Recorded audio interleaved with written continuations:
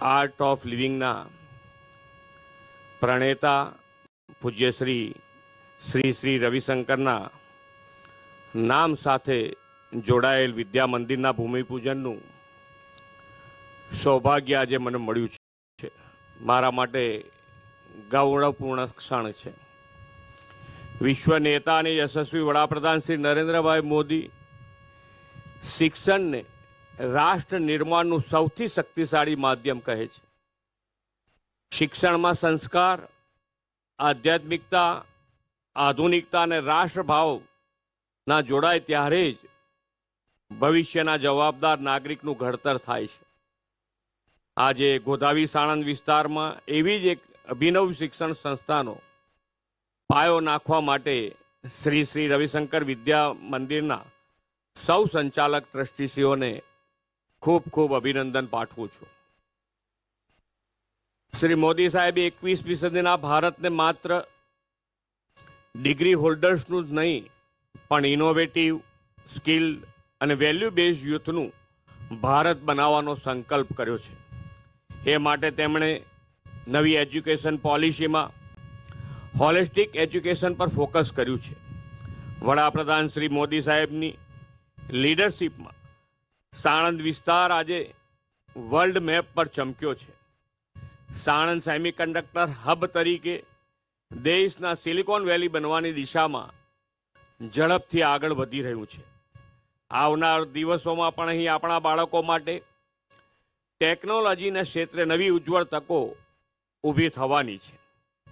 શાળા કાળથી જો બાળકો યોગ્ય માર્ગદર્શન મળે તો જરૂર તેઓ ભવિષ્યમાં સારા ટેકનોક્રેટ, સાયન્ટિસ્ટ અને એન્ટરપ્રિન્યોર બની શકે. સરકારના આવા વિઝનમાં શ્રી રવિશંકર વિદ્યા મંદિર આ મહત્વપૂર્ણ યોગદાન આપશે એવો મને વિશ્વાસ છે.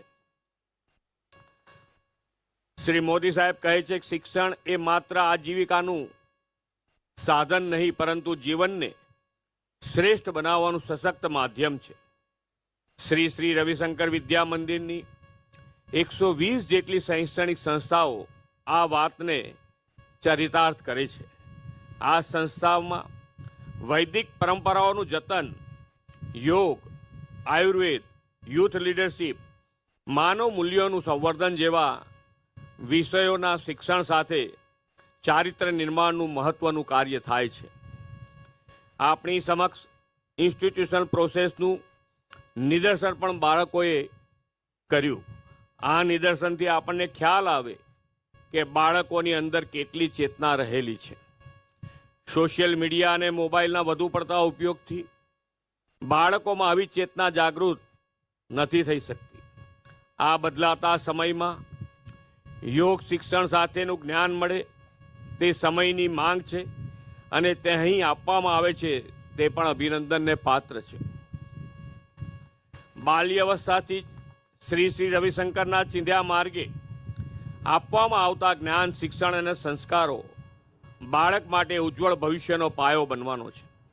વડાપ્રધાન શ્રી નરેન્દ્રભાઈ દેશના સોનેરી ભવિષ્યને ધ્યાનમાં રાખીને બીબા ઢાળ શિક્ષણ પદ્ધતિમાં અમૂલ પરિવર્તન લાવ્યા છે. આપણે પણ આદરણીય મોદી સાહેબના પદ ચિહ્ન પર ચાલીને દીકરીઓને પરિવારની આર્થિક સ્થિતિને કારણે અભ્યાસ છોડી ન દેવો પડે એના ઉપર પૂરતું ધ્યાન રાખ્યું છે અને એના માટે જ 100% નામાંકન થાય.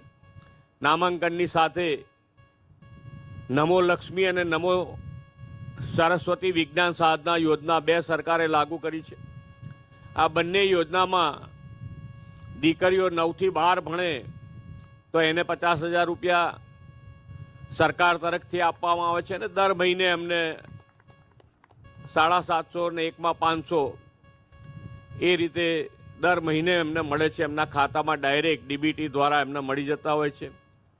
અને જે નમો સરસ્વતી વિજ્ઞાન સાધના છે એમાં દીકરા અને દીકરી બંનેને 25,000 રૂપિયા સુધી 11 અને 12 સાયન્સ એ લે તો 25,000 રૂપિયા સરકાર તરફથી એમને આપવામાં આવે છે.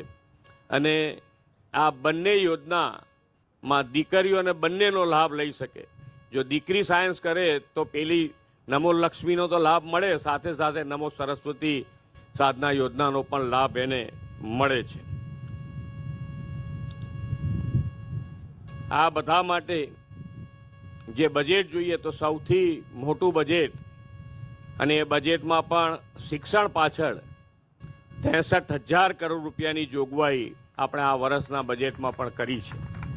જ્ઞાન શક્તિથી વિકસિત ગુજરાતની બુલંદ ઇમારતનો સુદૃઢ પાયો છે. વડાપ્રધાન શ્રી નરેન્દ્રભાઈ મોદીએ 2047 સુધીમાં વિકસિત ભારતના નિર્માણનો જે સંકલ્પ કર્યો છે, એ માટે બાળકો એ દેશની આવતીકાલ અને ભવિષ્ય છે. જ્યારે વિકસિત ભારતનું નિર્માણ થશે ત્યારે આજના આ બાળકો કોઈક ને કોઈક જવાબદારી દ્વારા દેશને આગળ લઈ જવામાં યોગદાન આપતા હશે.